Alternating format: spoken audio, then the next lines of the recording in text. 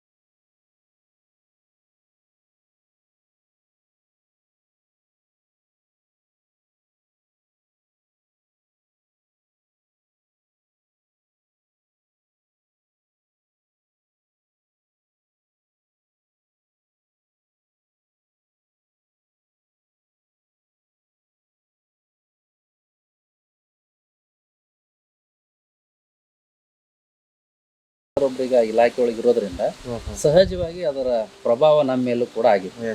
ಹಾಗಾಗಿ ನಾವೇನು ಮಾಡಿದ್ವಿ, ಪದವಿ ಶಿಕ್ಷಣ ಆದ ನಂತರ ಧಾರವಾಡದಲ್ಲಿ ಸ್ಪರ್ಧಾತ್ಮಕ ಪರೀಕ್ಷೆಗಳ ತಯಾರಿಗೆ ಅಲ್ಲಿ ಒಂಚೂರು ರೂಮ್ ಮಾಡ್ಕೊಂಡಿದ್ಕೊಂಡು ಸೆಂಟ್ರಲ್ ಲೈಬ್ರರಿ ಒಳಗೆ ಓದ್ಕೊಂಡು ಧಾರವಾಡ KCD ಗ್ರೌಂಡ್ ಒಳಗೆ ಫಿಸಿಕಲ್ ಪ್ರಾಕ್ಟೀಸ್ ಮಾಡಿ ಈ ಥರ ನಮ್ದು ಅದು ಕಾಂಪಿಟೇಟಿವ್ ಫೀಲ್ಡ್ ಒಳಗೆ ಒಂದು 2-3 ವರ್ಷ ಇದ್ದೆ. ಅದಾದ ನಂತರ 2017 ಬ್ಯಾಚ್ ಒಳಗೆ ನಮ್ಮದು ಪೊಲೀಸ್ ಸಬ್ ಇನ್ಸ್ಪೆಕ್ಟರ್ ಅಂತಿಮ ಸಂದರ್ಶನದವರೆಗೂ ಹೋಗಿದ್ದೆ ನಾನು. ಆದರೆ ಕಾರಣಾಂತರಗಳಿಂದ 1:2 ಒಳಗಿದ್ದೆ, 1:1 ಒಳಗೆ ಆಗಲಿಲ್ಲ. ಹಾಗಾಗದೇ ಇದ್ದಾಗ 2018 ಫೆಬ್ರವರಿ ಒಳಗೆ ಬರ್ತೇನೆ ನಾನು ಇಲ್ಲಿಗೆ. ಫೆಬ್ರವರಿಗೆ ಬಂದು ತೋಟಕ್ಕೆ ನನ್ನನ್ನು ತೊಡಗಿಸ್ಕೊಳ್ತೇನೆ. ನಮ್ಮ ತಂದೆಯವರು ಇದನ್ನು ಪೂರ್ತಿ ಒಂದು 50 ಎಕರೆ ಜಮೀನು ಏನಿತ್ತಲ್ಲ ನನ್ನ ಜವಾಬ್ದಾರಿ ಕೊಟ್ಟರು ಅನ್ನೋದಕ್ಕಿಂತ ನಾನು ಕೇಳ್ಕೊಂಡೆ ಅವ್ರಿಗೆ. ನನಗೆ ಪೂರ್ಣ ಪ್ರಮಾಣದ ಸ್ವಾತಂತ್ರ್ಯವನ್ನು ಇದ್ರ ಮೇಲೆ ನಾನು ಕೊಡಿ. ಇಲ್ಲಿ ಮಾಲಕ್ನು ನಾನೇ ಆಗಿರ್ಬೇಕು, ಆಳು ನಾನೇ ಆಗಿರ್ಬೇಕು. ಅಂದ್ರೆ ನನ್ನ ಐಡಿಯಾಗಳನ್ನ ಅವನು ಇಂಪ್ಲಿಮೆಂಟ್ ಮಾಡ್ಲಿಕ್ಕೆ ನನಗೊಂದು ಫ್ರೀಡಮ್ ಸಿಕ್ಕಂಗೆ ಆಗ್ತದೆ. ಹಾಗಾಗಿ ಇದನ್ನ ಪೂರ್ತಿ ಜವಾಬ್ದಾರಿ ನನ್ನ ಮೇಲೆ ಬಿಟ್ಟಿದ್ದಾರೆ. ನಾವು ಬೇಸಿಕಲಿ 1998 ನಾವು ಅತಿ ದೊಡ್ಡ ಭತ್ತದ ಬೆಳೆಗಾರ ಆಗಿದ್ವಿ. ಈ ಜಿಲ್ಲೆ ಒಳಗೆ ಅತಿ ದೊಡ್ಡ ಭತ್ತದ ಬೆಳೆಗಾರ. ಹಂತವಾಗಿ ನಾವು ಅಡಕೆಗೆ ಕನ್ವರ್ಟ್ ಆಗ್ತಾ ಬಂದ್ವಿ. ಈಗ ಇವತ್ತಿನ ಡೇಟಿಗೆ ಎಲ್ಲರ ಒಂದು ಆಶೀರ್ವಾದದಿಂದ ನಮ್ಮ ಜಿಲ್ಲೆ ಒಳಗೆ ಅತಿ ದೊಡ್ಡ ಅಡಿಕೆ ಬೆಳೆಗಾರ ಅನ್ನೋ ಮಟ್ಟಕ್ಕೆ ಇದ್ದೇವೆ. ಹಾಗಾಗಿ ಆದರೆ ಅಡಿಕೆಯನ್ನು ಒಂದೇ ನಂಬ್ಕೊಂಡು ಇದ್ದರೆ ಇದು ಮುಂದೆ ಏನಾದರೂ ಸಮಸ್ಯೆ ಆಗ್ಬೋದು ಅನ್ನುವಂಥ ವಿಚಾರದಿಂದ ನಾ ಏನು ಮಾಡಿದೆ, 2018 ಫೆಬ್ರವರಿಯಿಂದ ಸಮಗ್ರ ಕೃಷಿ, ಸಾವಯವ ಕೃಷಿ, ಸುಸ್ಥಿರ ಕೃಷಿ, ಅರಣ್ಯ ಕೃಷಿ ಈ ಥರ ಕಾನ್ಸೆಪ್ಟ್ ಇಟ್ಕೊಂಡು ನಾನು ಈ ಥರ ಒಂದು ನಮ್ಮದೇ ಆದಂಥ ಒಂದು ಸಾಮ್ರಾಜ್ಯವನ್ನು ರೆಡಿ ಮಾಡ್ಕೊಂಡ್ಬಿಟ್ಟಿದ್ದೆ. ಸರ್, ಏನಂತಂದ್ರೆ ಎಲ್ಲ ಯುವ ಪೀಳಿಗೆಗೆ ಏನು ಹೇಳ್ತಿದೆ ಅಂತಂದ್ರೆ ಈ ಒಂದು ಆಧುನಿಕ ಜಗತ್ತಿನಲ್ಲಿ ಮಾಡರ್ನ್ ಲೈಫ್ನ ಲೀಡ್ ಮಾಡಲಿಕ್ಕೆ ಇಷ್ಟಪಡ್ತಾರೆ. ಸೊ ನಿಮ್ಗೆಲ್ಲನೂ ಇತ್ತು, ಪೂರ್ವ ಕೃಷಿಯಿಂದ ಏನೋ ಒಂದು ವ್ಯವಸ್ಥಿತವಾಗಿದ್ರಿ. ನಿಮ್ಮದು ಆಧುನಿಕ ಜಗತ್ತಿಗೆ, ಆಧುನಿಕ ಲೈಫಿಗೆ ನೀವು ತಲೆಬಾಗಲಿಲ್ಲ. ನೀವು ಇದೇ ಕೃಷಿಯೊಳಗಡೆ ನಾವು ಮುಂದುವರಿಬೇಕು, ಇನ್ನೊಂದು ಏನೋ ಸಾಧಿಸ್ಬೇಕು ಅಂತೇಳಿ ಬರ್ತೀರಿ. ಸೊ ಈ ಒಂದು ಆಧುನಿಕ ಜಗತ್ತಿನಾಗ ಈ ಥರ ಡೈವರ್ಟ್ ಆಗ್ತಾ ಇರುವಂತಹ ಯುವಕರಿಗೆ ನಿಮ್ಮ ಸಂದೇಶ? ಸರ್, ಯುವಕರಿಗೆ ಸಂದೇಶ ಅಂತೇನಲ್ಲ, ವಾಸ್ತವ ಹೇಳ್ತೇನೆ ನಾನು. ನಮ್ಮ ದೇಶದ ಒಟ್ಟಾರೆ ಹಿನ್ನೆಲೆ ಇರೋದು ಕೃಷಿ ದೇಶ. ಕೃಷಿ ಮತ್ತು ಗ್ರಾಮಗಳನ್ನು ಒಳಗೊಂಡಿರುವಂತಹ ದೇಶ. ಇಲ್ಲಿ ಅವ್ರಿಗೇನು ಸಂದೇಶ ಕೊಡೋ ಅವಶ್ಯಕತೆನೇ ಇಲ್ಲ. ನಮ್ಮ ಮೂಲ ಅಡಿಪಾಯ ಅಂತ ನಮ್ಮ ತಳ ಅನ್ನೋದೇನಿದೆ ಅಲ್ಲ, ಕೃಷಿಯನ್ನೇ ಅವಲಂಬಿಸಿರುವಂಥದ್ದು ಒಂದು. ಎರಡನೇದು, ಜಗತ್ತಿನಲ್ಲಿ ಅತಿ ಹೆಚ್ಚು ಜನಸಂಖ್ಯೆಯನ್ನು ಹೊಂದಿರುವ ದೇಶ, ಜೊತೆಗೆ ಆರ್ಥಿಕವಾಗಿ ಅಷ್ಟೊಂದೇನು ಸಬಲವಾಗಿಲ್ಲ, ನಾವು ಆಗ್ಲಿಕ್ಕಿದ್ದೇವೆ. ಹಾಗಾಗಿ ಆರ್ಥಿಕತೆಯನ್ನು ಮೇಲ್ಮಟ್ಟಕ್ಕೆ ಒಯ್ಯುವಂತಹ ಒಂದು ಏನಾದರೂ ಒಂದು ಬಲಿಷ್ಠವಾದ ಕ್ಷೇತ್ರ ಅಂತ ಏನಾದರೂ ಇದೆ ಅಂತ ಹೇಳಿದ್ರೆ ಅದು ಕೃಷಿ ಕ್ಷೇತ್ರ. ಜೊತೆಗೆ ಏನಾಗಿದೆ ಅಂತ ಹೇಳಿದರೆ, ಇವತ್ತು ಯುವಕರು ಆಧುನಿಕತೆ, ನಗರೀಕರಣ, ಸರ್ಕಾರಿ ಉದ್ಯೋಗ, ಈ ಥರ ಬೇರೆ ಪ್ರಪಂಚವನ್ನು ತಾವು ರೆಡಿ ಮಾಡ್ಕೊಂಡ್ಬಿಟ್ಟಿದ್ದಾರೆ. ಅದನ್ನು ಹೊರತುಪಡಿಸಿ ಇನ್ನೊಂದು ಅದ್ಭುತವಾದಂಥ ಪ್ರಪಂಚ ಅಂತ ಏನಾದರೂ ಐತೆ ಅಂತ ಹೇಳಿದ್ರೆ ಅದು ಕೃಷಿ, ಅದು ವ್ಯವಸಾಯ. ಅದನ್ನು ನಾನು ಮಾಡಿ ತೋರ್ಸೋಕ್ಕೆ ಸಾಧ್ಯ ಐತೆ. ಉದಾಹರಣೆ ನಾನೇ ಅದಕ್ಕೆ. ಸರ್, ಈಗೆಲ್ಲ ಈಗ ನೋಡ್ತಾ ಇದ್ರೆ ನೀವು 50 ಎಕರೆ ಒಳಗಡೆ ಈ ಕೃಷಿನ ಮಾಡ್ತಾ ಇದ್ದೀರಿ, 20ಕ್ಕೂ ಹೆಚ್ಚು ಬೆಳೆಗಳನ್ನು ಬೆಳೀತಾ ಇದ್ದೀರಿ ಸರ್. ಯಾವೆಲ್ಲ ಬೆಳೆಗಳನ್ನು ಬೆಳೀತಾ ಇದ್ದೀರಿ ಸರ್ ನೀವು? ನಾವು ಮುಖ್ಯವಾಗಿ ಮೇಜರ್ ಕ್ರಾಪ್ ಅಂತ ಬಂದ್ಬಿಟ್ಟು ಅಡಿಕೆ. ಆದ್ರೆ ಅಡಿಕೆ ಏನಾಗ್ತದೆ, ಹಚ್ಚಿದ ತಕ್ಷಣ ಫಲ ಬರುವಂಥ ಬೆಳೆ ಅಲ್ಲ. ಸುಮಾರು 6 ರಿಂದ 7 ವರ್ಷ, ಮಿನಿಮಮ್ 8 ವರ್ಷ ಅಂತೂ ಬೇಕು, ಕಾಯಲೇಬೇಕು. ಆಗ 8 ವರ್ಷದ ಮಟ್ಟ ರೈತರಿಗೆ ಫೈನಾನ್ಸಿಯಲಿ ಸಪೋರ್ಟ್ ಬೇಕಲ್ಲ, ಬೇಕು. ಹಂಗಾಗಿ ನಾವೇನು ಮಾಡ್ತಿದ್ರು, ಅಂತರ ಬೆಳೆಯಾಗಿ ಬಾಳೆಯನ್ನು ಹಾಕ್ತೇವೆ. ಬಾಳೆ ಒಂದು 2 ವರ್ಷ ಆಗಿ ತೆಗೆದ ತಕ್ಷಣ ಅದು ಬಾಳೆ ಹಾಕಿರೋ ಜಾಗದೊಳಗೆ ನಾವು ಪಪ್ಪಾಯ ಹಾಕಿದ್ವಿ, ರೆಡ್ ಲೇಡಿ 786. ಇವತ್ತು ನಾನು ಪಪ್ಪಾಯನ ದೊಡ್ಡ ಪ್ರಮಾಣದೊಳಗೆ ಅರಬ್ ಕಂಟ್ರೀಸಿಗೆಲ್ಲ ಎಕ್ಸ್ಪೋರ್ಟ್ ಮಾಡ್ತಾ ಇದ್ದೇನೆ, ದೊಡ್ಡ ಪ್ರಮಾಣ. ನಾನು ನಿಮಗೆಲ್ಲ ಆ ನಂತರ ತೋರಿಸ್ತೇನೆ, ಆ ಪ್ಲಾಟಿಗೆ ಕರ್ಕೊಂಡೋಗಿ ತೋರಿಸ್ತೇನೆ. ಆ ಪಪ್ಪಾಯದು ಒಂದೇ ವರ್ಷ ನಾವು ಕ್ರಾಪ್ ಮಾಡ್ತೇವೆ.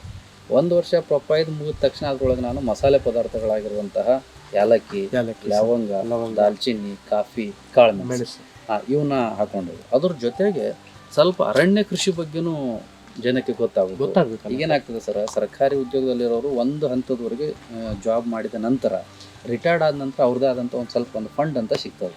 ಹಂಗೆ ರೈತರಿಗಿಲ್ಲ. ಏನೋ ಒಂದು ಅಪಘಾತಗಳಾಯಿತು, ಅನಾಹುತಗಳಾಯಿತು ಅಂತ ಹೇಳಿದ್ರೆ ಅವ್ರಿಗೆ ಫೈನಾನ್ಷಿಯಲಿ ಸಪೋರ್ಟ್ ಆಗ್ಬೇಕಂತ ಹೇಳಿದರೆ ಅದಕ್ಕೆ ತುಂಬ ಹೆಲ್ಪ್ ಆಗುವಂಥದ್ದು ಅರಣ್ಯ ಕೃಷಿ. ಈಗ ಅರಣ್ಯ ಕೃಷಿ ಅಂತ ಹೇಳಿದ್ರೆ ಮುಖ್ಯವಾಗಿ ಬರುವಂಥದ್ದು ಶ್ರೀಗಂಧ, ರಕ್ತಚಂದನ, ಮಹಾಗನಿ, ಸಿಲ್ವರ್, ಇವೆಲ್ಲ ಫ್ಯೂಚರ್ ಫಂಡ್ ಅಂತಲೇ ಇಟ್ಕೊಳ್ಳಿ. 20-25 ವರ್ಷ ಆದ ಕೂಡಲೇ ಲಕ್ಷಾಂತರ ರೂಪಾಯಿ ಬೆಲೆ ಬಾಳುವಂಥದ್ದು. ಹಾಗಾಗಿ ಅರಣ್ಯ ಕೃಷಿಯನ್ನು ನಾನು ಮಾಡ್ಕೊಂಡಿದ್ದೇನೆ. ಸುಮಾರು ಇವತ್ತು 3000 ರಕ್ತಚಂದನ ಇದೆ, ಒಂದು 3000 ಮಹಾಗನಿ ಇದೆ, ಸಿಲ್ವರ್ ಓಕ್ ಇದೆ. ಬಾರ್ಡ್ರಿಗೆಲ್ಲ ನಾನು ಮಹಾಗನಿ ಮತ್ತು ಸಿಲ್ವರ್ ಓಕ್ ಕೊಟ್ಟಿದ್ದೇನೆ. ಯಾಕಂದರೆ ಪಶ್ಚಿಮದ ದಿಕ್ಕಿಗೆ ಸಾಯಂಕಾಲದ ಇಳಿ ಬಿಸಿಲಿಂದ ಅಡಿಕೆಗಳಿಗೆ ಎಲ್ಲ ಕಾಂಡ ಸುಡ್ತದೆ, ಅದ್ರ ಇಫೆಕ್ಟ್ ಆಗಬಾರ್ದು ಅಂತೇಳಿ ನಾನು ಪಶ್ಚಿಮ ದಿಕ್ಕಿಗೆ ಬಾರ್ಡ್ರಿಗೆ ಪೂರ ಹಲಸು, ತೆಂಗು, ಮಹಾಗನಿ, ಸಿಲ್ವರ್ ಓಕನ್ನು ಕೊಟ್ಟಿದ್ದೇನೆ. ಒಂಥರ ಸೇವ್ ಮಾಡೋದು. ನಾವೇನು ತಾಪಮಾನಕ್ಕೆ ಎಲ್ಲ ಹಾಳಾಗ್ಲಿಲ್ಲ ಸೇವ್ ಮಾಡ್ತೀವಿ. ಅಂದ್ರೆ ಈ 50 ಎಕರೆ ಸುತ್ತಮುತ್ತಲೂ ಈ ತರ ಬೆಳೆಸಿ ಬಾರ್ಡರ್ಗೆ ಪಶ್ಚಿಮ ದಿಕ್ಕಿಗೆ ಈಗ ಹೇಳಿದ್ನೆಲ್ಲ ಆವಿದಾವೆ.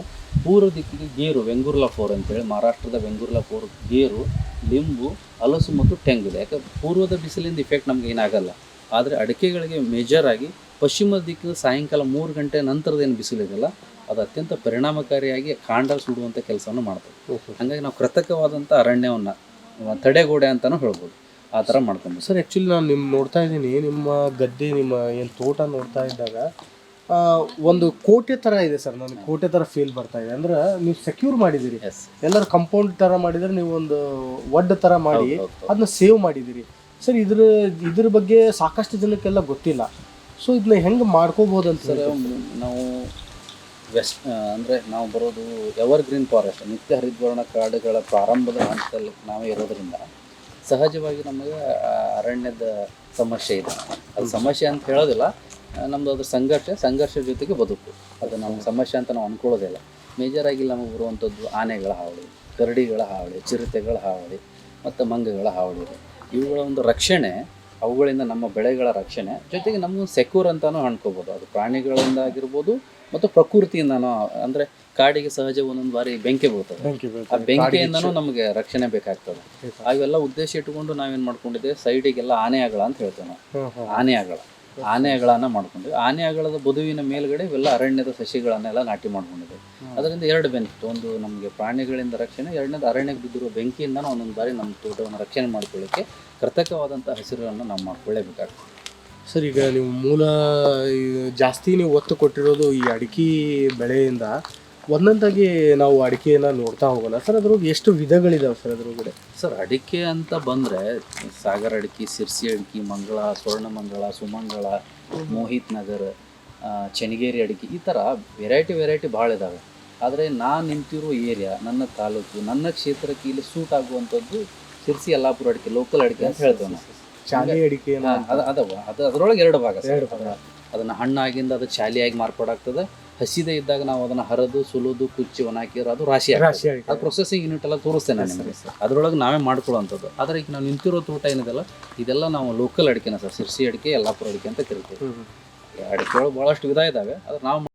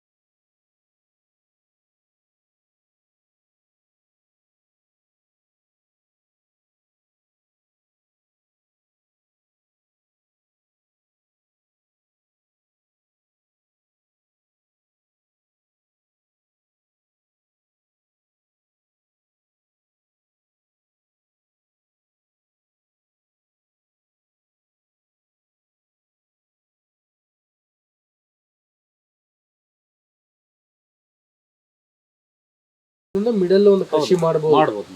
ಒಂದು ಏನಾದ್ರು ಒಂದು ಬಾಳೆಗೂ ಇಷ್ಟೇ ಡಿಸ್ಟೆನ್ಸ್ ಬೇಕಾ ಸರ್? ಚಲೋ ಸರ್ ಇದ್ರೆ 9 ಫೂಟ್. ಯಾವುದೇ ಬೆಳೆಗಳಿಗೆ ಅಂತರ ನಾವು ಹೇಗೆ ಕೊಡ್ತೀವಿ ಹಾಗೆ ಬರುವಂತ ಫಲದೊಳಗೆ ಅಧಿಕವಾದಂತ ಇಳುವರಿಯನ್ನ ತೆಗಿಬೇಕು. ವಿಶೇಷವಾಗಿ ಅಂದ್ರೆ ಈ ಅಡಿಕೆಗೆ ಸರ ತಾಯಿ ಬೇರಿಲ್ಲ, ತುಂತುರು ಬೇರು. ಬೇರೆ ಮೇಲ್ಭಾಗದ 1.5 ಫೂಟ್ ಅಡಿ ಒಳಗೆ ಮಾತ್ರ ಬೇರುಗಳು ಇರ್ತವೆ.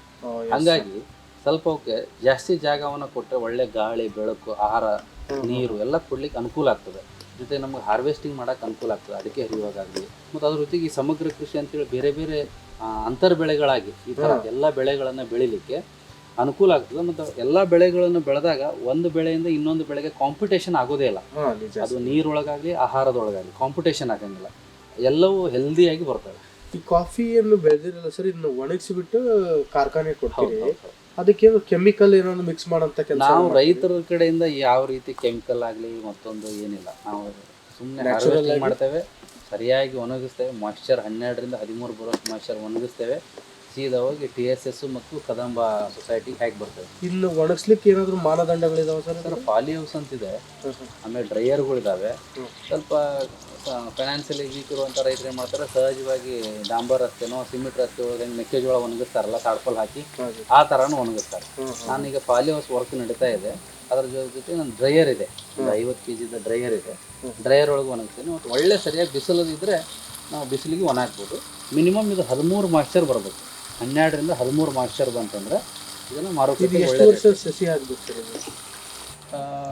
ಸರ್. ಇದು ಮಿನಿಮಮ್ ನಿಮ್ಗೆ ಒಳ್ಳೆ 100ಕ್ಕೆ 100ರಷ್ಟು ಇಳುವರಿ ಬರಬೇಕಂತ ಹೇಳಿದ್ರೆ 4 ವರ್ಷದ ಸಸಿ ಆಗಬೇಕು. 100ಕ್ಕೆ 100 ಬರಬೇಕು. ಅದ್ರೊಳಗೆ ಎಲ್ಲ ಕೊಂಬೆಗಳು ಇದು ನೋಡಿ, ಇದೆಲ್ಲ ಫ್ಲವರ್ ಇದೆಯಲ್ಲ ಸರ್, ಇದೆಲ್ಲ ಫ್ಲವರ್ ಇದೇನು ಕಾಣ್ತಾ ಉಂಟಲ್ಲ, ಇದಷ್ಟು ಫ್ಲವರ್ ಸೆಟ್ಟಿಂಗ್ ಆಗಿ ಅಷ್ಟು ಕಾಯಿ ಆಗ್ಬೇಕಂತ ಹೇಳಿದ್ರೆ ನಿಮ್ಗೆ 100ಕ್ಕೆ 100 ಇದ್ರೊಳಗೆ ನೀವು ತೆಗಿಬೇಕಪ್ಪ.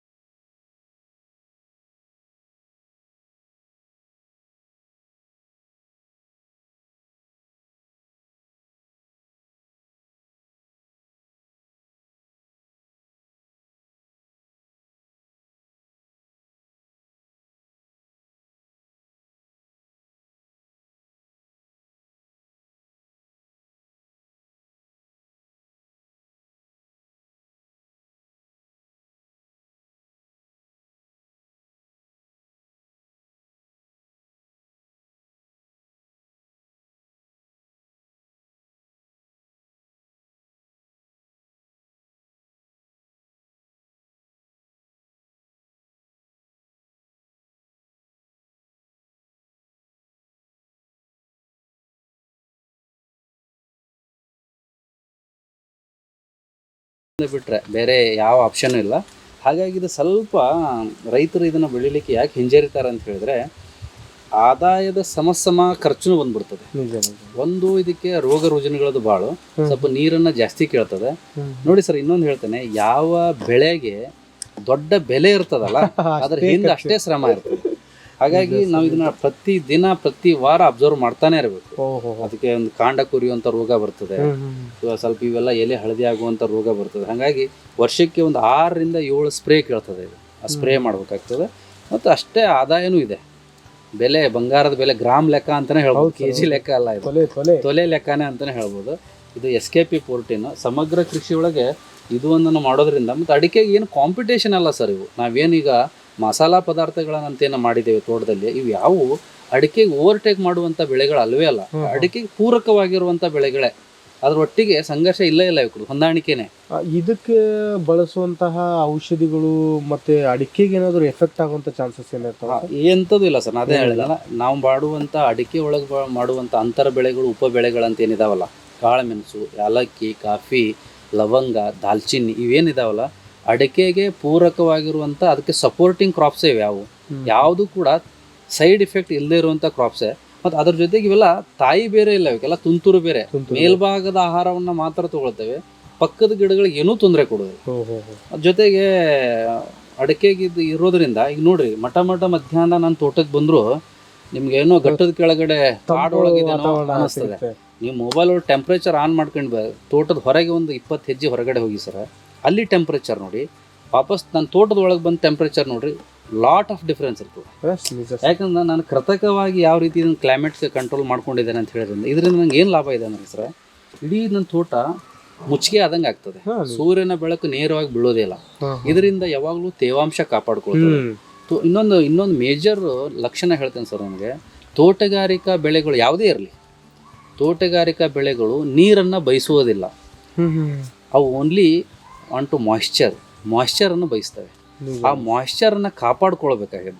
ಅದಕ್ಕೆ ಈ ಥರ ಮುಚ್ಚಿಗೆಗಳನ್ನು ಮಾಡಬೇಕು, ಈ ಥರ ಒಂದಾಗಿನ ಒಂದು ಬೆಳೆಗಳನ್ನು ಬೆಳಿಬೇಕು, ಬೇರೆ ಬೇರೆ ರೀತಿ ವೈವಿಧ್ಯ ರೀತಿಯ ಬೆಳೆಗಳಿರ್ಬೇಕು. ಈ ಥರ ಇತ್ತಂದರೆ, ಈಗ ನೋಡಿ, ನಾನು ಒಂದು ದಿನಕ್ಕೆ 5 ಲೀಟರ್ ನೀರು ಕೊಡ್ತೇನೆ ಅಂತ ಇಟ್ಕೊಳ್ಳಿ. ಈ ಥರ ಬೇರೆ ಬೇರೆ ಬೆಳೆಗಳಿತ್ತಂದರೆ ವಾರಕ್ಕೆ 1 ನೀರು ಕೊಟ್ಟರು ಸಾಕು. ನನಗೆ ನೀರಿನ ಪ್ರಮಾಣ ಕಡಿಮೆ ಆಗ್ತದೆ, ತೇವಾಂಶ ಕಾಪಾಡ್ಕೊಳ್ತದೆ, ಸೂರ್ಯನ ಬೆಳಕು ನೇರವಾಗಿ ಬೀಳೋದೇ ಇಲ್ಲ. ಇದ್ರ ಜೊತೆಗೆ ಏನಾಗ್ತದೆ ಅನ್ಸರ, ಎಲ್ಲ ಮೈಕ್ರೋ ನ್ಯೂಟ್ರಿಯೆಂಟ್ಗಳು ಮತ್ತು ಸೂಕ್ಷ್ಮಾಣು ಜೀವಿಗಳು ಅಂತ ಏನಿರ್ತಾವಲ್ಲ, ಅವೆಲ್ಲವೂ ಸರಿಯಾಗಿ ಬದುಕಲಿಕ್ಕೆ, ಇಲ್ಲಿ ಡಿಕಾಂಪೋಸ್ಟ್ ಮಾಡಲಿಕ್ಕೆ ಹೆಲ್ಪ್ ಆಗ್ತದೆ. ಅಂದರೆ ಸರ್, ಇದು ಈ ಭೂಮಿಯನ್ನು ನೆಲನ ಒಣಗಲಿಕ್ಕೆ ಬಿಡೋದಿಲ್ಲ. ಫಸ್ಟ್ ಅದೇ ಮೇಜರ್ ಆಗಿರೋದು. ಸೊ ಆ ಕಾರಣಕ್ಕೋಸ್ಕರ ಒಂದು ಚೆನ್ನಾಗಿರೋ ಬೆಳೆಗಳನ್ನು ಬರೋ ಥರ ನಾವು ಮಾಡ್ಬೋದು. ಸರ್, ಇದು ಒಂದೇನೋ ಇದು ಥರ ಇದಾವೆ, ಏನು ಸರ್ ಇವು? ಸರ್, ಈಗ ನಾವೇನು ಕೈಯಲ್ಲಿ ಹಿಡ್ಕೊಂಡಿದ್ದೇವಲ್ಲ, ಇದಕ್ಕೋಸ್ಕರನೇ ಸೂರ್ಯ ಮುಳುಗದಿರುವ ನಾಡು ಅಂತೇಳಿ ತಮ್ಮನ್ನು ತಾವು ಅಹಂಕಾರದಿಂದ ಹೋಗ್ಕೊಂಡಿದ್ದಾರಲ್ಲ ಬ್ರಿಟಿಷರು. ಇದಕ್ಕೋಸ್ಕರ ನಮ್ಮ ದೇಶವನ್ನು 250 ವರ್ಷಕ್ಕಿಂತ ಹೆಚ್ಚು ಆಳಿದ್ದಾರೆ. ನಮ್ಮ ದೇಶದ ಮೇಲೆ ಆಕ್ರಮಣ ಮಾಡಿರುವಂತಹ ಏನು ವಿದೇಶಿಗರಿದ್ದಾರಲ್ಲ ಸರ್, ಗ್ರೀಕರು, ಪರ್ಷಿಯನ್ನರು, ಹೂನರು, ಶಕರು, ಅರಬ್ಬರು, ಟರ್ಕರು, ಕುಶಾನರು, ಪೋರ್ಚುಗೀಸರು, ಫ್ರೆಂಚರು, ಡಚ್ಚರು ಏನದಾರಲ್ಲ ಸರ್, ಎಲ್ಲರೂ ಬಂದಿದ್ದು ಇದಕ್ಕೋಸ್ಕರ ಸರ್. ಇದರ ಹೆಸರು ಕಾಳುಮೆಣಸು. ಕಾಳುಮೆಣಸು ಇದಕ್ಕೆ ಸಾಂಬಾರ್ ಪದಾರ್ಥಗಳ ರಾಣಿ ಅಂತ ಕರೀತಾರೆ. ಇದಕ್ಕೋಸ್ಕರ ಇಡೀ ಜಗತ್ತು ನಮ್ಮ ದೇಶಕ್ಕೆ ತಕ್ಕಡಿ ಹಿಡ್ಕೊಂಡೇನು ಬಂದು ನಮ್ಮನ್ನೆಲ್ಲ ಆಳ್ವಿಕೆ ಮಾಡಿ ಸಂಪತ್ತನ್ನು ಕೊಳ್ಳೆ ಹೊಡೆದು ಇದನ್ನ ಮಸಾಲ ಪದಾರ್ಥಗಳ ರಾಣಿ ಸರ್. ಈಗ ನಾನು ಸಮಗ್ರ ಕೃಷಿ ಬಗ್ಗೆ ನಿಮ್ಮ ಇಷ್ಟೊತ್ತನ ಎಕ್ಸ್ಪ್ಲೇನ್ ಮಾಡಿದ್ನಲ್ಲ, ವಿಶೇಷವಾಗಿ ಸರ್, ಅಡಿಕೆ ತೋಟದೊಳಗೆ ರೈತರು ಆರ್ಥಿಕವಾಗಿ ಸಬಲರಾಗಬೇಕಪ್ಪ ಅಂತ ಹೇಳಿದ್ರೆ, ಕೇವಲ ಅಡಿಕೆ ಮೇಲೆ ಡಿಪೆಂಡ್ ಆಗಬಾರ್ದಪ್ಪ ಅಂತ ಹೇಳಿದ್ರೆ, ಅವ್ರ ಅಡಿಕೆ ಯಾವಾಗ 8 ವರ್ಷದ ಆಗ್ತದೆ, 8 ವರ್ಷದ ಮರ ಯಾವಾಗ ಆಗ್ತದೆ, ಅವಾಗ ಈ ಥರ ಕಾಳುಮೆಣಸನ್ನು ಕೊಟ್ಟರೆ ಇನ್ನೂ ಚೆನ್ನಾಗಿತ್ತು ಸರ್. ಈ ವರ್ಷ ವಾಡಿಕೆಗಿಂತ ಮಳೆ ಜಾಸ್ತಿ ಆಗಿ ಅದೇ ಸರ್, ಇದು ಈಗ ಈ ಎಲೆ ಸೇಮ್ ಅದು ವಿಳ್ಯದೆಲೆ ಥರ ಕಾಣುತ್ತೆ ಸರ್. ಹಾಂ ಸರ್, ಅದು ನೋಡಲಿಕ್ಕೆ ವಿಳ್ಯದೆಲೆನೇ. ಹಾಗಂತ ತಿನ್ಲಿಕ್ಕೆ ಹೋದರೆ ಇದು ತುಂಬ ಖಾರ ಇರ್ತದೆ ಸರ್, ಮತ್ತು ದಪ್ಪು ಭಾಳ ಬರ್ತದೆ. ಅದು ಈಗ ಸರ್ ಅಲ್ಲಿಂದ ನಾವು ಗಮನಿಸ್ತಾ ಬರ್ತಾ ಇರುವಾಗ ಯೆಲ್ಲೋ ಆ್ಯಂಡ್ ಗ್ರೀನ್ ಆಗಿದಾವೆ ಸರ್.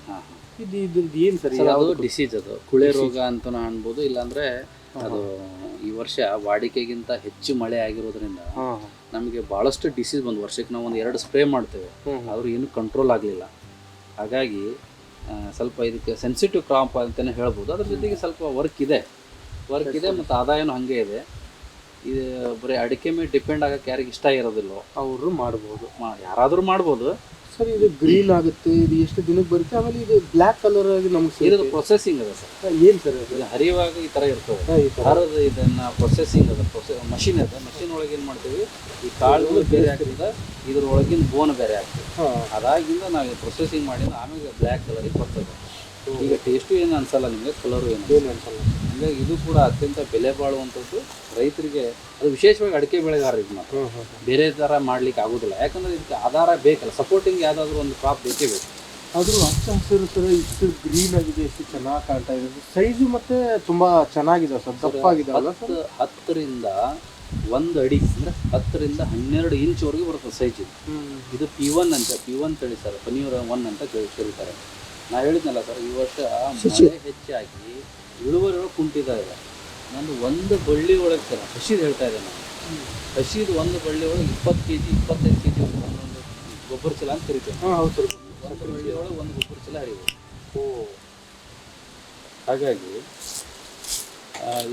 ಇದನ್ನ ಒಳ್ಳೆ ಇಳುವರಿ ಐತೆ ಸರ್. ಇದಕ್ಕೆ ಇಳುವರಿ ಇಲ್ಲ ಅಂತಲ್ಲ, ಆದ್ರೆ ಈ ವರ್ಷ ಅದು ಸರ್ ಈಗ ಏನು ಕೊಳೆ ರೋಗ ಅಂತ ಬಂದೈತೆ ಸರ್, ಅದಕ್ಕೆ ಏನು ಸರ್ ಪ್ರೊಸೆಸ್ ಇರುತ್ತಾ ಅಥವಾ ಅದು ಹೋಗೇ ಬಿಡುತ್ತಾ?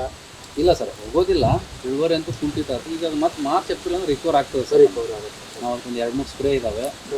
ಬೇಸಿಕಲಿ ಏನು ಮಾಡೋಕ್ಕಾಗ್ತದೆ ಅಂದರೆ ಜೂನ್ ಒಳಗೆ ತುತ್ತೆ ಸುಣ್ಣ ಸ್ಪ್ರೇ ಮಾಡೋಕ್ಕಾಗ್ತದೆ. ನಾವು ತುತ್ತೆ ಸುಣ್ಣ ಮಾಡೋಕ್ಕಾಗಲಿಲ್ಲ ನಮಗೆ ಕಾರಣಾಂತರದಿಂದ. ಅದ್ರ ಬದಲು ಬೇರೆ ಬೇರೆ ನಾವು COC ಮಾಡಿದ್ವಿ, 19 ಮಾಡಿದ್ವಿ, 13-0-45 ಮಾಡಿದ್ವಿ, ಮತ್ತು ಪೆಪ್ಪರ್ ಸ್ಪೆಷಲ್ ಅಂತ ಒಂದು ಸ್ಪ್ರೇ ಬರ್ತದೆ ಮಲ್ಟಿಪ್ಯಾಕ್ಸ್ ಕಂಪ್ನಿ, ಅದನ್ನೆಲ್ಲ ಮಾಡಿದ್ದೇವೆ. ಇದ್ರ ಬಗ್ಗೆ ಅಷ್ಟು ಆಸಕ್ತಿನೇ ಇಲ್ಲ ಆಗಿತ್ತು ನಮಗೆ. ಅಡಿಕೆ ಒಂದು ಬಂದ್ರೆ ಸಾಕು ಬಿಡಪ್ಪ ಅಂತ. ಯಾವಾಗ ಅಡಿಕೆ ಮೇಲೆ ಡಿಪೆಂಡ್ ಆಗೋದು ಬೇಡ ಅಂತೇಳಿ ಸಮಗ್ರ ಕೃಷಿಯನ್ನು ಮಾಡೋಕ್ಕಲ್ಲ, ಅವಾಗ ಇದ್ರ ಬಗ್ಗೆ ಸ್ವಲ್ಪ ಸೀರಿಯಸ್ ಆಗಿ ಗಮನ ಕೊಟ್ಟು ಇದರ ಬಗ್ಗೆ ಆಸಕ್ತಿಯನ್ನು ಮೂಡಿಸಿ ಇದರದ್ದು ಯಾವ ರೀತಿ ಅನ್ನೋದನ್ನು ತೋಟಗಾರಿಕೆ ಇಲಾಖೆ ಒಳಗೆ ನಾವು ಒಂದು ಮ್ಯಾನುವಲ್ ತಗೊಂಡು ಬಂದಿದ್ದೀನಿ, ತೋರಿಸ್ತೇನೆ ನಿಮಗೆ. ಜನವರಿಯಿಂದ ಹಿಡ್ಕೊಂಡು ಡಿಸೆಂಬರ್ವರೆಗೂ ಏನೇನು ಮಾಡಬೇಕಂತೇಳಿ ಒಂದು ಕ್ಯಾಲೆಂಡರ್ ತಗೊಂಡು ಬಂದುಬಿಟ್ಟಿದ್ದೀನಿ. ಅದರ ಪ್ರಕಾರ ಮಾಡ್ಕೊತ ಹೋಗ್ತಾ ಇದ್ದೇನೆ. ಒಳ್ಳೆ ಆದಾಯನ ಮಾಡ್ಬೋದು ಸರ್. ಸರ್ ಆವಾಗಲಿಂದ ನಾನು ಗಮನಿಸ್ತಾ ಇದ್ದೀನಿ, ಸಮಗ್ರ ಕೃಷಿ ಬಗ್ಗೆ ಇಷ್ಟೊಂದು ಮಾಹಿತಿ ಕೊಡ್ತಾ ಇದ್ದೀರಿ. ಈ ಸಮಗ್ರ ಕೃಷಿ ಮಾಡೋದು ಅಷ್ಟೊಂದು ಸುಲಭ ಅಲ್ಲ ಸರ್. ಈಗ ನೀವು ಅಡಿಕೆ ಮಾಡಿದ್ದೀರಿ, ಆಮೇಲೆ ಈ ಥರ ಕಾಳು ಮೆಣಸು ಮಾಡಿದ್ದೀರಿ, ಏಲಕ್ಕಿ ಮಾಡಿದ್ದೀರಿ, ಲವಂಗ ಮಾಡಿದ್ದೀರಿ, ಎಲ್ಲ ಮಾಡಿದ್ದೀರಿ ಸರ್. ಸುಮಾರು ಎಷ್ಟು ಜನಕ್ಕೆ ನೀವು ಕೆಲಸ ಕೊಟ್ಟಿದ್ದೀರಿ ಸರ್? ಪರ್ ಡೇ ಎಷ್ಟು ಜನ ಕೆಲಸ ಮಾಡ್ತಾರೆ ಸರ್? ಇದು ಒಳ್ಳೆ ವಿಚಾರ ಸರ್. ನೀವು ಹೇಳ್ದಂಗೆ ಸಮಗ್ರ ಕೃಷಿ ಅಂತ ಹೇಳಿ ಕೇವಲ ಭಾಷಣಗಳ ಮುಖಾಂತರ ಮಾಡೋದಷ್ಟು, ಇದು ಪ್ರಾಕ್ಟಿಕಲ್ ಆಗಿ ಅಂತ ನೋಡಿದಾಗ ವರ್ಷದ 365 ದಿನಾನೂ ಕೆಲಸ ಬೇಕು. ಯಾಕೆ ಸಮಗ್ರ ಕೃಷಿ ಅಲ್ಲ, ಒಂದು ಬೆಳೆದ ಕೆಲಸ ಮುಗಿದು ಇನ್ನೊಂದು ಬೆಳೆದ ಕೆಲಸ ರೆಡಿ ಆಗಿರ್ತದೆ. ಹಾಗಾಗಿ ನಮ್ದು ನಡುವಿನ ಮನೆ ಅನ್ನೋ ಈಗ ನಮ್ಮ ಕುಟುಂಬದ ಏನೈತಲ್ಲ ಸರ್, ಪರ್ ಡೇ ವರ್ಷದ 365 ದಿನಾನು ಒಂದು 100 ಜನ ಅಂತೂ ಕೆಲಸಗಾರ ಇರ್ತಾರೆ. 100 ಜನ ಪರ್ ಡೇ ಇದ್ದೇ ಇರ್ತಾರೆ ಸರ್. ವಿಶೇಷವಾಗಿ ನಾವೇನು ಈ ಹುಲಿಹೊಂಡದಲ್ಲಿರುವಂಥ 50 ಎಕರೆ ಪ್ಲಾಟ್ ಒಳಗೆ ನಿಂತ್ಕೊಂಡಿದ್ದೇವಲ್ಲ ಸರ್, ಇಲ್ಲಿ ನಮ್ಗೆ 15 ಜನ ಲೇಬರು ಪರ್ ಡೇ 365 ಜನನೂ ಇರ್ತಾರೆ ಸರ್. ಅದರೊಳಗೂ ವಿಶೇಷವಾಗಿ ಅಡಿಕೆ ಸೀಸನ್ ಅಂತ ಏನು ಸ್ಟಾರ್ಟ್ ಆಗ್ತದೆ ನಮ್ಮದು ನವಂಬರ್, ಡಿಸೆಂಬರ್, ಜನವರಿ, ಫೆಬ್ರವರಿ ಒಂದು ಅರ್ಧವರೆಗೂ. ಈ ಸಮಯ ಏನು ಉಂಟಲ್ಲ ಸರ್, ಅಡಿಕೆ ಹರಿಯೋದು, ಸುಲಿಯೋದು, ಕುಚ್ಚೋದು, ಒಣ ಹಾಕೋದು, ಇವೆಲ್ಲ ಕೆಲಸ ಅಂತೇಳಿ ಸುಮಾರು ಒಂದು 250 ಜನ ಕೆಲಸ ಮಾಡ್ತಾರೆ. ಒಂದು 3ರಿಂದ 3.5 ತಿಂಗಳ. ಉಳ್ಕಾದ ದಿನ ಅಂತೂ ಕಾಮನ್ ಆಗಿ ಒಂದು 100 ಜನ ಅಂತೂ ಇದ್ದೇ ಇರ್ತಾರೆ. ಯಾಕಂದ್ರೆ ಕೆಲಸ ನಂಗೆ ಇರ್ತದೆ ಸರ್. ಸರ್ ಆಮೇಲೆ ಮತ್ತು ನಾನು ನಿಮ್ಮ ಗದ್ದೆನ ಎಲ್ಲ ಪೂರ್ತಿ ನಿಮ್ಮ ತೋಟನ ಗಮನಿಸ್ತಾ ಬರಬೇಕಾದ್ರೆ ಈ ಕಾಲುವೆನ ಮಾಡಿದ್ದೀರಿ ಸರ್ ನೀವು? ಈಗ ಈ ಕಡೆ ಸರ್ ಏನು ಸರ್ ಇದು ಬಾಕ್ಸ್ ಐತಿ, ಆಮೇಲೆ ಜೇನು ಹುಳುಗಳು ಓಡಾಡ್ತಾ ಇದ್ದಾವೆ ಸರ್. ಇದು ಸಮಗ್ರ ಕೃಷಿ ಒಳಗೆ ಜೇನು ಸಾಕಾಣಿಕೆನೂ ಒಂದು, ಮೀನುಗಾರಿಕೆನೂ ಒಂದು, ಹೈನುಗಾರಿಕೆನೂ ಒಂದು, ಕುರಿ ಸಾಕಾಣಿಕೆ, ಕೋಳಿ ಸಾಕಾಣಿಕೆ ಹೇಗೆ ಇವೆಲ್ಲ ಬರ್ತಾವಲ್ಲ ಅದೇ ರೀತಿ ಜೇನು ಸಾಕಾಣಿಕೆನೂ ಒಂದು. ಸರ್ ಜೇನು ಸಾಕಾಣಿಕೆ ಬಗ್ಗೆ ಒಂದು 2 ಸೆಕೆಂಡ್ ಹೇಳ್ತೇನೆ ನಿಮಗೆ. ಸರ್ ಜೇನು ಸಾಕಾಣಿಕೆ ಅನ್ನುವಂಥದ್ದು ಏನೈತಲ್ರಿ, ಯಾವಾಗ ಈ ಭೂಮಿಯ ಮೇಲೆ ಜೇನು ನೊಣಗಳ ಅವನತಿ ಆಗ್ತದೆ, ಜೇನು ನೊಣಗಳ ಅವನತಿಯಾಗಿ ಒಂದಿಷ್ಟು ದಿನಮಾನ ಅಥವಾ ಇಷ್ಟು ವರ್ಷದೊಳಗೆ ಇಡೀ ಮಾನವ ಕುಲ ಸರ್ವನಾಶ ಆಗ್ತದೆ ಅನ್ನುವಂಥದ್ದು ಮಾತೇ ಇದೆ, ವಾಡಿಕೆನೇ ಇದೆ ಸರ್. ನಾವು ಜೇನು ಸಾಕಾಣಿಕೆ ಮಾಡ್ತಾ ಇರೋದು ತುಪ್ಪಕ್ಕೋಸ್ಕರ, ಯಾವುದೋ ಕಮರ್ಷಿಯಲ್ಗೋಸ್ಕರ ನಾವು ಮಾಡಲಿಲ್ಲ ಸರ್. ನಾನು ಇದನ್ನು ದೊಡ್ಡ ಪ್ರಮಾಣದಲ್ಲಿ ಯಾಕೆ ಮಾಡಿಲ್ಲ ಅಂತ ಹೇಳಿದ್ರೆ, ನಂದು ಕಾಡಿಗೆ ಹತ್ತಿರ ಇರೋದರಿಂದ ತೋಟ, ಮತ್ತು ಇಲ್ಲಿ ಕರಡಿಗಳ ಸ್ವಲ್ಪ ಸಮಸ್ಯೆ ಇರೋದರಿಂದ ನಾನು ಇದನ್ನು ದೊಡ್ಡ ಪ್ರಮಾಣದಲ್ಲಿ ಮಾಡಲಿಲ್ಲ, ಸ್ವಲ್ಪ ಸಮಸ್ಯೆ ಆಗೋದು ಬೇಡ ಅಂಥೇಳಿ. ಆದರೆ ಇಷ್ಟೇ ಮಾಡಿದ್ದೀನಿ ನಾನು ಸರ್. ಇದರಿಂದ ಬೆನಿಫಿಟ್ ಏನಿದೆ ಅಂತ ಹೇಳಿದ್ರೆ, ಪಾಲಿನೇಷನ್ ಆಗ್ತದೆ, ಪರಾಗಸ್ಪರ್ಶ ಆಗ್ತದೆ. ಈಗ ವಿಶೇಷ ಏನಂತ ಹೇಳಿದ್ರೆ, ಅಡಿಕೆ ಗಿಡದಲ್ಲಿ ಗಂಡು ಹೂವು ಮತ್ತು ಹೆಣ್ಣು ಹೂವು ಒಂದೇ ಸಿಂಗಾರದಲ್ಲಿ ಇರ್ತವೆ. ಅದನ್ನು ಪಾಲಿನೇಷನ್ ಮಾಡೋಕೆ, ಒಂದು ಸಂಪರ್ಕ ಮಾಡ್ಲಿಕ್ಕೆ ಒಬ್ಬರು ಮೀಡಿಯೇಟರ್ ಬೇಕಲ್ಲ, ಆ ಕೆಲಸವನ್ನು ಜೇನು ಮಾಡ್ತದೆ. ನನಗೆ ಇದ್ರೊಳಗೆ 1 ಸ್ಪೂನ್ ತುಪ್ಪದ ಅವಶ್ಯಕತೆ ಇಲ್ಲ. 3 ತಿಂಗಳಿಗೊಮ್ಮೆ ಒಂದು ಪೆಟ್ಟಿಗೆ ಒಳಗೆ 3 kg, 2 kg, 4 kg ವರೆಗೂ ನನಗೆ ಸಿಗ್ತದೆ ಸರ್. ಅದು ಬೇರೆ ವಿಷಯ. ಆದ್ರೆ ನಾನು ಮಾಡಿರೋದು ನನಗೆ ಪಾಲಿನೇಷನ್ ಆದ್ರೆ ಸಾಕು. ಮತ್ತು ತೋಟದೊಳಗೆ ಜೇನಿದೆ, ತೋಟದೊಳಗೆ ಜೇನುನೊಣಗಳು ಹೆಲ್ದಿಯಾಗಿದ್ದಾವೆ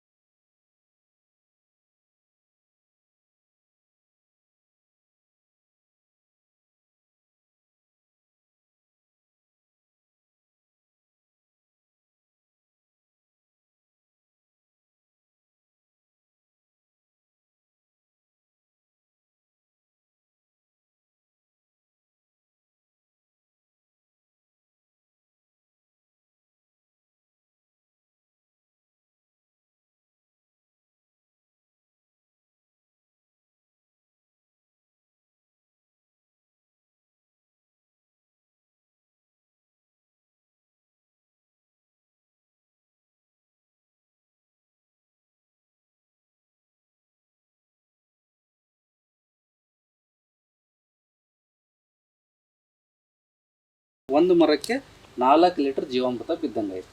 ಹಂಗಂತ ಹೇಳಿದ್ರೆ ಒಂದು 20 ರಿಂದ 30 kg ಕೊಟ್ಟಿಗೆ ಗೊಬ್ಬರ ಹಾಕ್ದಂಗೆ ಆಯಿತು. ಬರೀ ಒಬ್ಬ ಲೇಬರ್ನ ಸಹಾಯದಿಂದ ನಾನು ಪ್ರತಿ 8 ದಿನಕ್ಕೊಮ್ಮೆ 2000 ಗಿಡಗಳಿಗೆ ಕೊಟ್ಟಿಗೆ ಗೊಬ್ಬರ ಹಾಕ್ದಂಗೆ ಆಯಿತು. ಇದು ಜೀವಾಮೃತ ಕಾನ್ಸೆಪ್ಟ್ ಸರ್. ಬರೀ 10 kg ಸೆಗಣಿ ಗೊಬ್ಬರದಾಗ ಸೆಗಣಿ ಒಳಗೆ 1 ಎಕರೆ ಅಡಿಕೆ ತೋಟ ಮೇಂಟೈನ್ ಮಾಡ್ಬೋದು. ಅದ್ಭುತ ಸರ್, ಅದ್ಭುತ ಕಾನ್ಸೆಪ್ಟ್. ಬಹಳಷ್ಟು ಜನಕ್ಕೆ ಇದ್ರ ಬಗ್ಗೆ ಮಾಹಿತಿ ಏನಾದ್ರು ಮಾಹಿತಿ ಇದೆ ಸರ್, ಇದೆ. ಆದ್ರೆ ಎಲ್ಲರೂ ಮ್ಯಾನ್ಯಲ್ಲೇ ಮಾಡ್ತಾರೆ, ಕೈಯಿಂದ ಬ್ಯಾರಲ್ ಹಾಕಿ ಎಲ್ಲ ಮಾಡ್ತಾರೆ. ಬಟ್ ನಾವು ಸ್ವಲ್ಪ ಜಾಸ್ತಿ ಪ್ರಮಾಣದ ಜಮೀನು ಇರೋದ್ರೆ ಮಾಡೋದು ತುಂಬ ಕಷ್ಟ. ಹಾಗೆಲ್ಲ ಮಷಿನರಿನ ಮಾಡ್ಕೊಂಡಿದ್ದೇನೆ. ಮತ್ತೆಲ್ಲವೂ ಕ್ಲೀನಾಗಿ ಸೋಸಿ ಬರ್ತದೆ. 4 ಅದರೊಳಗೆ ಫಿಲ್ಟರ್ ಇರೋದ್ರಿಂದ ಅದನ್ನು ನಾನು ಈ ಸಿಂಗಲ್ ಎಚ್ ಮೋಟ್ರ್ ಒಳಗೆ ಕೊಡ್ತೇನೆ ಸರ್. ಎಲ್ಲಿ ಒಂದು ಕಸ ಕಡ್ಡಿ ಏನೂ ಡ್ರಿಪ್ ಒಳಗೆ ಬ್ಲಾಕ್ ಆಗೋದಿಲ್ಲ. ಕ್ಲೀನಾಗಿ ಮರಗಳಿಗೆ ಹೋಗಿ ಸಪ್ಲೈ ಆಗ್ತದೆ. ಮತ್ತು ಇದರಿಂದ ಜೀವಾಣುಗಳಾಗಲಿ, ಅಲ್ಲಿ ಸೂಕ್ಷ್ಮಾಣು ಜೀವಿಗಳಾಗಲಿ ಮತ್ತು ಅಡಿಕೆ ಗಿಡಕ್ಕಾಗಲಿ ಯಾವುದೇ ಎಫೆಕ್ಟ್ ಇಲ್ಲ. ಮತ್ತು ಒಳ್ಳೆ ರೀತಿಯ ಎರೆಹುಳುಗಳು ನನ್ನ ತೋಟದಲ್ಲಿ ನೀವೆಲ್ಲ ಬಂದು ಕಕ್ಕಿ ನೋಡಿದ್ರೂ ನಿಮಗೆ ಎರೆಹುಳ ಸಿಗ್ತದೆ. ಆಮೇಲೆ ಇನ್ನೊಂದು ಸರ, ಯಾರ ತೋಟ ಸಾವಯವ ಒಳಗೈತು ಕ್ಲೀನ್ ಐತೆ ಅಂತ ನೀವು ತಿಳ್ಕೊಳ್ಳೋದು ಒಂದು ತಿಳ್ಕೊಂಬಿಡಿ. ಭಾಷೆನೊಳಗೆ ಇರೋದಿಲ್ಲ ಅದು. ಆ ತೋಟಕ್ಕೆ ಬಂದು ವಿಸಿಟ್ ಮಾಡ್ಬೇಕು ಸರ್. ನೀವು ಆ ತೋಟದೊಳಗೆ ಒಂದು ಶೆಲಕಿನೋ ಪಿಕಾಸಿನೋ ಒಂದು ಸ್ವಲ್ಪ ಅಗದು ನೋಡಿದರೆ ನಿಮ್ಗೆ ಎರೆಹುಳ ಸಿಗಬೇಕು. ತೋಟದೊಳಗೆ ಹಿಂಗೆ ಅಡ್ಡಾಡುವಾಗ ಜೇಡ್ರ ಬಲೆ, ಆ ಜೇಡ್ರ ಬಲೆ ಇರಬೇಕು. ನನ್ನ ತೋಟದೊಳಗೆ ಎಷ್ಟು ಜೇಡ್ರ ಬಲೆ ಐತೆ ಅಂದ್ರೆ ಈ ಕಡೆ ಆ ಸೈಡ್ ಪಾಸ್ ಆಗ್ಲಿಕ್ಕೆ ಆಗೋದಿಲ್ಲ ನನಗೆ. ಅಷ್ಟು ದೊಡ್ಡ ಅದ. ಬಟ್ ಇವತ್ತು ಏನಾಗ್ತದೆ, ಅಡಿಕೆ ಎಲ್ಲ ಹರಿಲಿಕ್ಕೆ ಅಡ್ಡಾಡ್ತಾ ಇದಾರಲ್ಲ, ಅವ್ರು ಯಾವ ಪ್ಲಾಟ್ ಹೋಗಿದಾರಲ್ಲ, ಹಂಗಾಗಿ ಅದು ಕಾಣ್ತಾ ಇಲ್ಲ ನಿಮಗೆ.